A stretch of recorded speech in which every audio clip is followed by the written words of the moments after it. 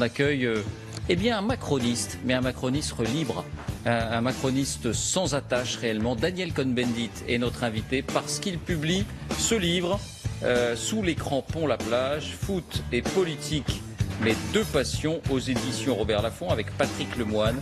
Et Daniel Cohn-Bendit parle de politique, mais il parle surtout de foot et il fait le lien entre les deux.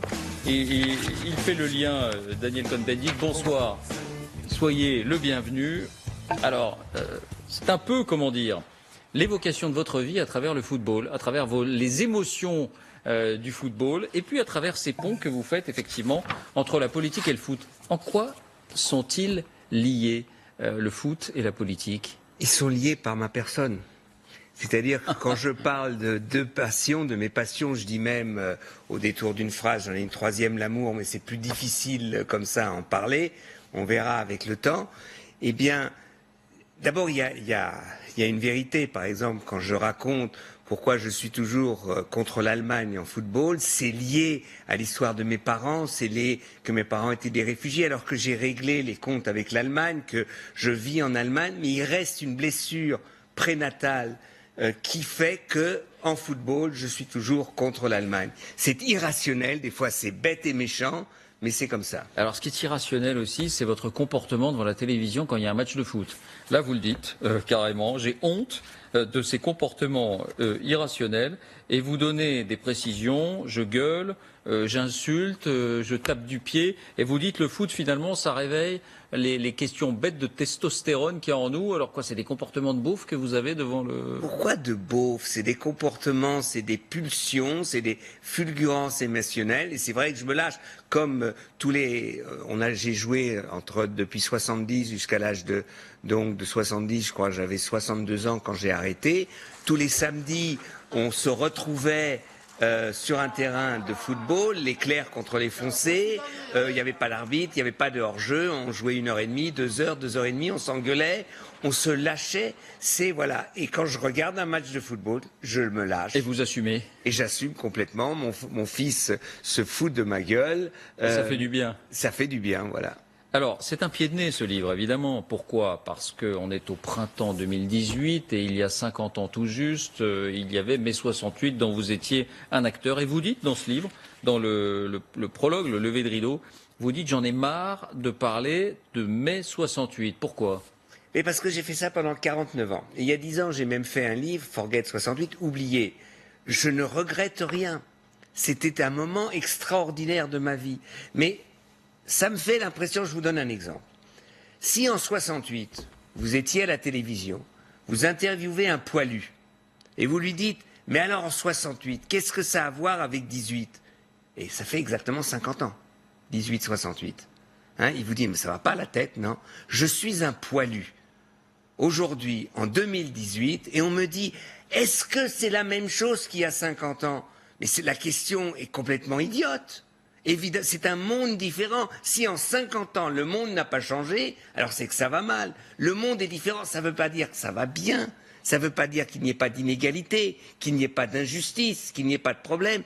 Mais les problèmes d'aujourd'hui, on ne peut pas les voir par le prisme, si on veut, les lunettes de 68. Mais il y en a certains qui pensent qu'on peut les voir avec ces lunettes-là et même qui le souhaitent. Écoutez Jean-Luc Mélenchon il y a quelques jours. À ceux qui me disent que je rêve d'un mai 68 avec un sourire en biais, je réponds que oui, c'est un beau rêve, je préfère mon beau rêve au cauchemar qu'ils sont en train de déployer. Car ça ferait vraiment un coup de frais sur le pays que de voir une fois tout le monde balayer le régime politique qui est en train de se mettre en place.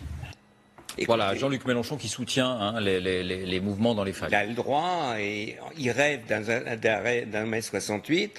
Il est temps, parce qu'en 68, il rêvait pas du tout de 68. Il était même contre au début, pendant toute la première période, son organisation, trotskiste, l'OCI, où il y avait Jospin et tout ça, était absolument contre le mouvement. Ils sont revenus dans le mouvement quand la grève ont commencé. On peut changer d'avis. Vous-même, vous dites j'ai changé d'avis. Non, mais je ne dis pas qu'il change d'avis, je dis simplement... Mais il a le droit.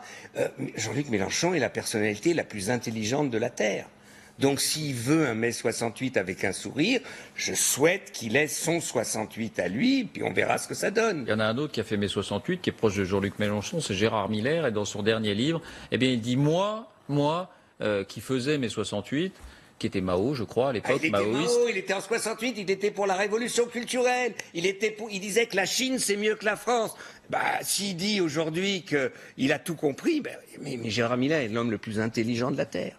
Il s'est jamais trompé. Moi, je n'ai pas changé. Daniel Cohn-Bendit, lui, il a tourné sa veste. Ah, mais moi, je suis un traître depuis le début. Mais j'ai toujours été un traître dans ma vie. Vous savez, en 68, les groupes trotskistes, maoïstes, du JCML, me traitaient de petit bourgeois à l'époque, parce que j'étais libertaire, parce que j'étais anticommuniste, parce que j'étais contre le bolchevisme. Et j'étais un petit bourgeois, un traître. J'étais... Pour l'Allemagne de l'Est, j'étais un agent de la CIA. Pour les gens de l'Ouest, j'étais un agent du KGB. Tout a été écrit sur moi. Donc, l'homme le plus intelligent, le philosophe, le plus perspicace, qui dise que je sois un traître, il faut qu'il lise le livre d'André Gorz, Le Traître. Bon. C'est un livre magnifique, etc. C'est pas aux 68 arts que je m'adresse, mais à l'observateur de la situation politique et de la situation quand même dans les universités. On le disait tout à l'heure, il y a un mouvement qui fait pas vraiment tache d'huile. Il y a une quinzaine de facs bloquées sur 75-80. Ici, par exemple, ce sont des images de Tolbiac, où les cheminots d'ailleurs sont venus soutenir ceux qui bloquent partiellement ou totalement la faculté. Je vous propose d'écouter le président de l'université de Lyon. Lui réclame un déblocage par la force publique.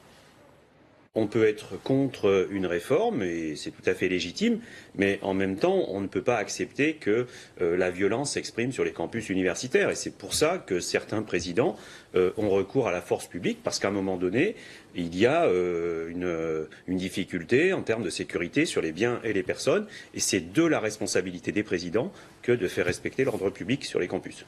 Alors, je ne dis pas que vous êtes un spécialiste de la vie universitaire, Daniel Cohn-Bendit, mais pour vous, ce mouvement... Quand même, vous avez un peu le nez. C'est un mouvement social ou c'est une question d'ordre public? Non, d'abord, c'est un mouvement social, puisque ce sont des jeunes qui ne se sentent pas bien dans cette société. La différence, si vous voulez, des années de 68, c'est que l'on vit dans une période historique d'anxiété, d'angoisse. Et donc, ce mouvement est très agressif. Ce qui a l'étincelle de 68, ça a été la joie. On était ironique, c'est le défi ironique. Ça, vu la société d'aujourd'hui, nous on était prométhéens. On veut être maître de notre avenir. Le monde que nous vous proposez, on n'en veut pas. Et les jeunes aujourd'hui en majorité, ils espèrent un avenir. Donc c'est plus difficile. C'est beaucoup plus difficile. À part cela, maintenant, il y a un danger dans la période actuelle, c'est que tout le monde veut son 68. C'est-à-dire il y a un mimétisme qui ne fonctionnera pas. Maintenant, moi, c'est pas à moi. Si vous voulez, toujours quand je vois des policiers dans une université, ça me fait mal. Ça vous met mal à l'aise? Oui, ça me met mal à l'aise. Je dis pas qu'il faut pas le faire, j'en sais rien, mais il faut essayer des fois de négocier, de trouver des solutions. Mais c'est vrai qu'il y a des groupes qui sont dans l'université, comme on les a vus dans les manifestations, qui cherchent la castagne. Il faut pas être angélique non plus. Ils disent. Et si vous prenez, il y avait certains groupes en 68, déjà les trotskistes par exemple, ils avaient une stratégie très claire, action, provocation, on provoque la répression vient et on gagne. Et je veux dire, c'est ça qui est dangereux, il faut être plus intelligent que ceux qui cherchent la castagne. Bon. Il y a des policiers aussi des fois qui cherchent la castagne. Je veux vous entendre, Daniel Cohn-Bendit, sur votre, comment on peut qualifier ça, votre ami Emmanuel Macron, votre... Oui, nous avons, disons, une relation de sympathie mutuelle. Sympathie mutuelle, vous lui avez aussi donné des conseils pendant la campagne électorale, peut-être que vous lui en donnez toujours? On discute toujours. On discute de temps en temps, voilà. Emmanuel Macron, demain, il y a cette intervention à la télévision, journal de 13h de Jean-Pierre Pernaut. Et je voudrais votre sentiment parce qu'on a l'impression que même dans son mouvement En Marche, il y a deux types de voix qui s'élèvent. Certaines qui demandent une pause dans les réformes, puis qui semblent demander une inflexion sociale, notamment dans le conflit de la SNCF. Et d'autres qui disent non, au contraire, les Français regretteraient qu'Emmanuel Macron, mette de l'eau dans son vin. Que lui conseillez-vous, vous? Rien. Je ne sais pas des donner conseils. Moi, mon sentiment, c'est qu'il est évident qu'il faut qu'il continue dans les réformes, puisqu'il les juge nécessaires, mais qu'il faut qu'il mette de la clarté. Par exemple, je donne un exemple. Il est évident que l'État reprendra la dette de la SNCF, comme l'Allemagne, quand elle a fait la réforme de la Bundesbahn, qui était en même temps d'ailleurs que la réunification, ils ont dû reprendre les chemins de fer de l'Est, ils ont repris les 2/3 ou les 3/4 de la dette de la Bundesbahn. Donc on dise les choses clairement. Il est évident que si on reprend la dette, il faut créer une entreprise qui ne fasse pas 3 milliards de dettes chaque année. Donc voilà, il y a des problèmes où il ne faut pas jouer contre cela. Voilà, il n'en met pas de jouer à cache-cache. On va reprendre. Maintenant, comment on fait? Quelle nouvelle? Et aujourd'hui, il ne faut pas dire que l'entreprise publique qu'ils veulent créer, ça soit la privatisation.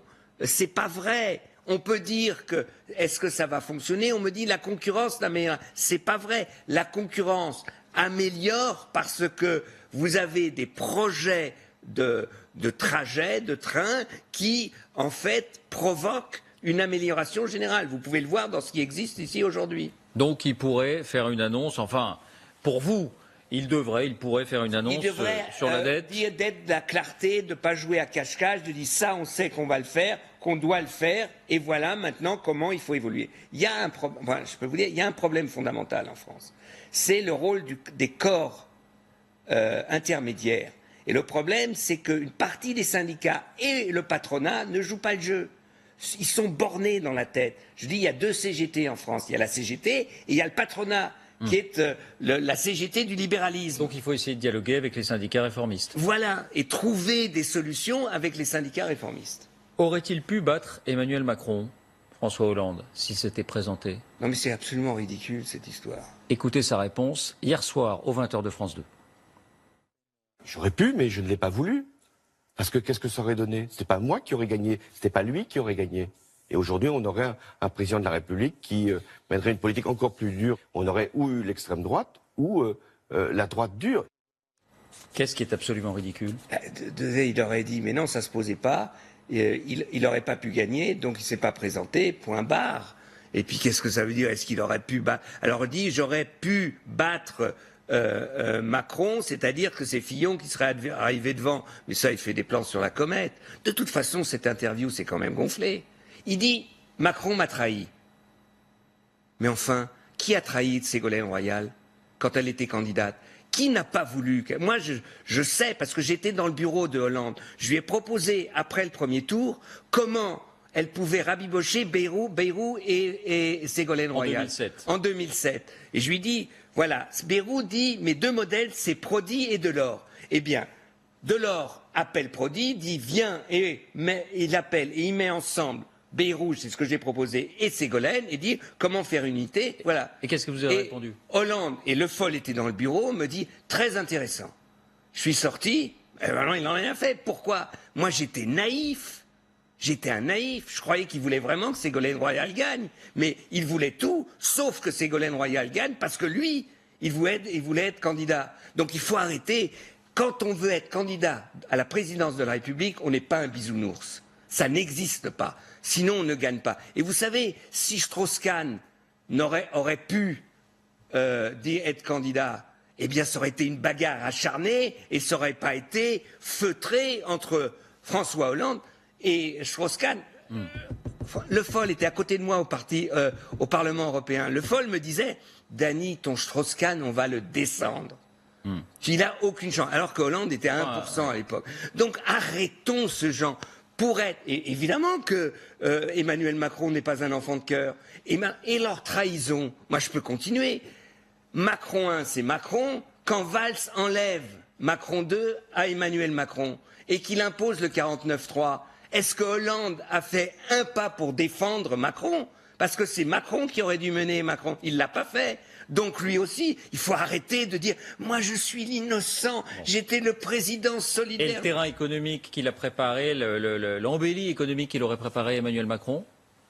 Qui était ministre de l'économie? Qui était ministre de l'économie? Qui a fait le président de la République qui décide? Ah, là c'est le président de la République qui décide. Quand c'est Valls qui décide, c'est Valls.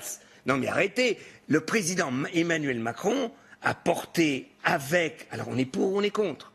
On est pour le CSE, c'est Emmanuel Macron qui le porte avec François Hollande. Oui, il y a eu la politique menée par François Hollande a eu du succès, mais dans la période où Emmanuel Macron était ministre de l'économie ou conseiller, eh bien, c'est une politique qui avait aussi un tout petit peu le visage d'Emmanuel Macron. Je dis pas que c'était... Peut-être on peut dire qu'on peut être contre, mais il faut arrêter cette histoire. François Hollande faisait la politique avec ses conseillers, avec ses ministres, et pas contre Emmanuel Macron.